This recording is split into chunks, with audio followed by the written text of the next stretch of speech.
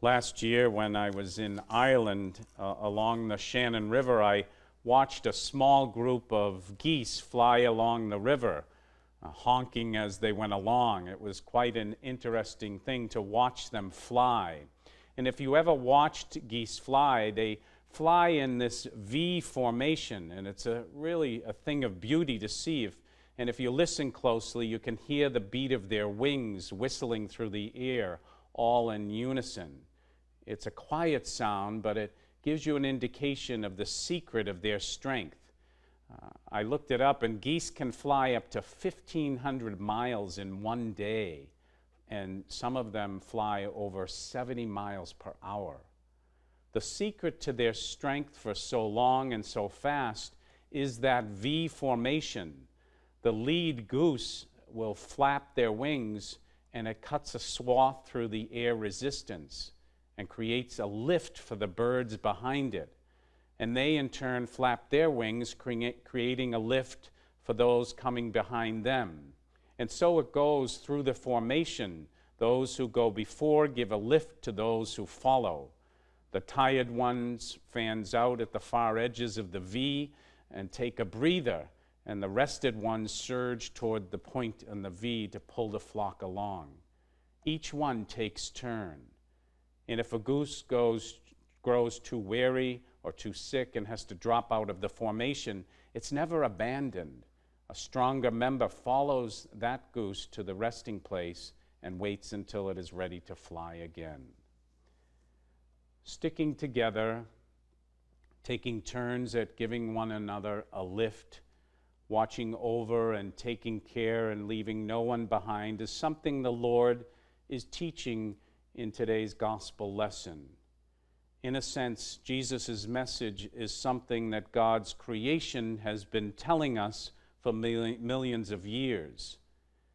If you want a love that lasts, you have to give love that lasts. Love that watches over and takes care. Love that takes turns at giving each other a lift. Love that sticks together. It is powerfully suggesting, I think, that if we are to be Christ's friends and follow his command, then we need to love as Christ loves each one of us. And that was the message in today's gospel. The risen Christ appears to the disciples and confronts Simon Peter. And he confronts Peter not with a judgmental attitude, but with loving concern. When the Lord asks Simon Peter, "Do you love me?"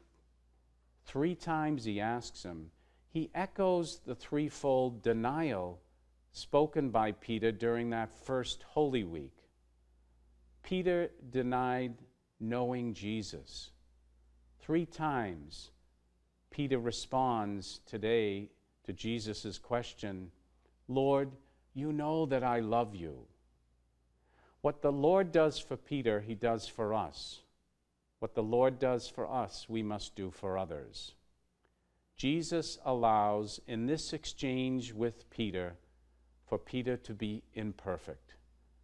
Peter has failed to be faithful. And Jesus reaches out to Peter with compassion, with understanding, and his readiness to forgive. Jesus shows us through this meeting with Peter how we are to love. And when he follows up Peter's answer with, "Feed my sheep, tend my lambs," our Lord tells us that his invitation for us to love as he loves is more than words and feelings. It requires action. The command to follow me is more than words. It's something that each of us must answer every day. Our choice to follow him out of love and to live out the gospel message can bring joy like no other in our families, in our chosen profession, as priest, as police officer, as grandparent, in our daily activities, whatever our profession in life, whatever our situation in life right now, we are invited to love one another, to heal one another, and to forgive one another. And when the Lord commands us to follow him in love, he didn't say, "Love each other if you feel like it. He commanded us, love each other as I have loved you. We're asked to show our love and concern for others in a way that is different from what the world might say. For the world says to us, look out for ourselves, look out for number one. But most of us know deep down that no close relationship can be sustained without the willingness and love that causes each person to sacrifice their own self-interest from time to time. Jesus also said it, greater love has no person than this, to lay down his life for one another. These police officers that gather here with me today know that better than any of us, as they know many of their colleagues, police throughout our country, who have laid down their lives for the safety of all of us.